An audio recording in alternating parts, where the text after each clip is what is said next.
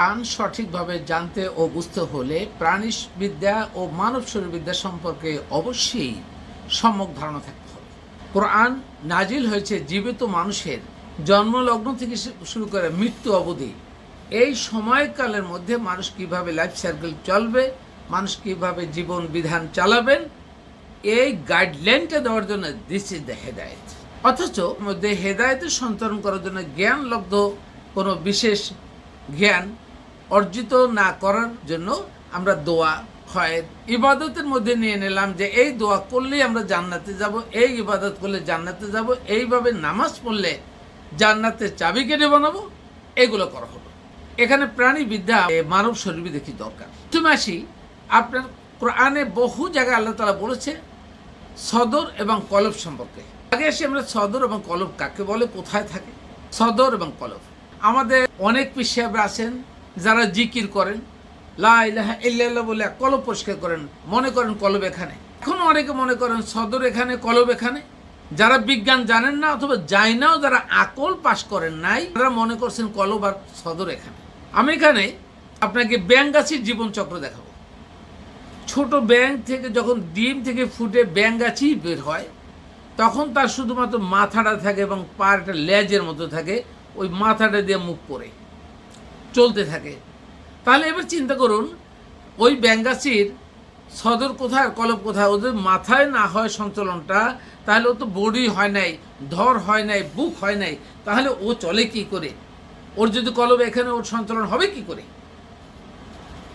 এরপর দেখুন, এখানে দুইটা মানুষ, যাদের দুইটা মানুষ বডির এখানে অ্যাটাচ করা, মাথাটা আলাদা করা আছে এভাবে।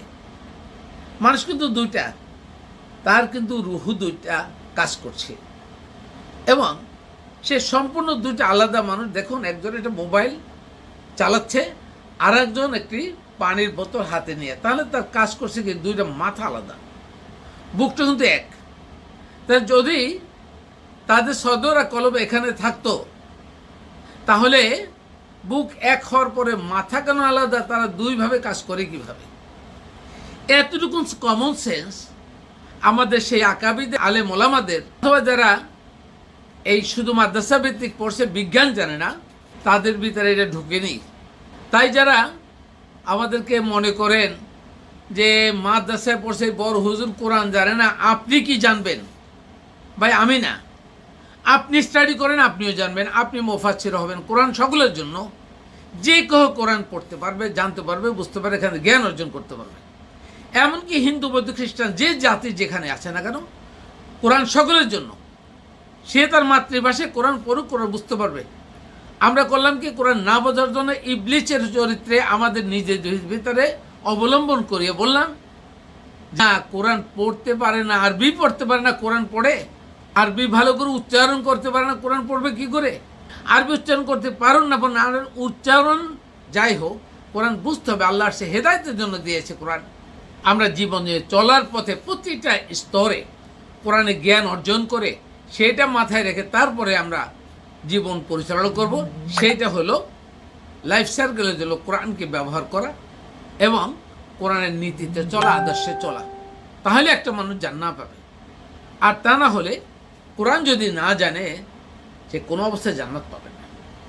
সবচেয়ে বড় কবিরা গুনাহ বলা হয় যে ইন্না শিরকা লা যুলমুন আযীম, লা যুলমুন আযীম, যে অন্যতম বড় কবিরা গুনাহ, সবচেয়ে বড় কবিরা গুনাহ নয়, বরং সুপারলেটিভ নয়। কারণ আল্লাহ যখন বলছেন ফামান আযলামু মিম্মান ইফতারা আলাল্লাহিল কাযিবা বিআয়াতিহি, তার চেয়ে বড় জালিম আর কে হতে পারে যে আমার একটা আয়াতকে অস্বীকার করে? তার মানে সেই বড় জালিম, সেই বড় কাফের। এবার সবচেয়ে বড় কবির গুণ হল কোরআন না জানা, আর এইটাই অধিকাংশ মানুষ জানে না। তার মানে হলো অধিকাংশ মানুষ কবিরা গুনাহ করছে, তারা জান্নাতে যাবে না। আলেমরা, মৌলবীরা সকল মিলেও যদি বলেন এই দোয়া করে, এই নামাজ পড়ে, এইভাবে ফরিয়াদ করে আপনি জান্নাতে চলে যাবেন, এটা যাবে না, এটা মিথ্যা প্রচারণা করা, সম্পূর্ণভাবে মানুষের সাথে প্রতারণা করা। সুতরাং আলেম ওলামাদেরকে বলবো, কোরআন জেনেও বুঝে তারপর মানুষকে হেদায়েত করুন এবং মানুষকে মিথ্যা আশ্বাস দিয়ে তাদেরকে পথভ্রষ্ট করবেন না, দয়া করে।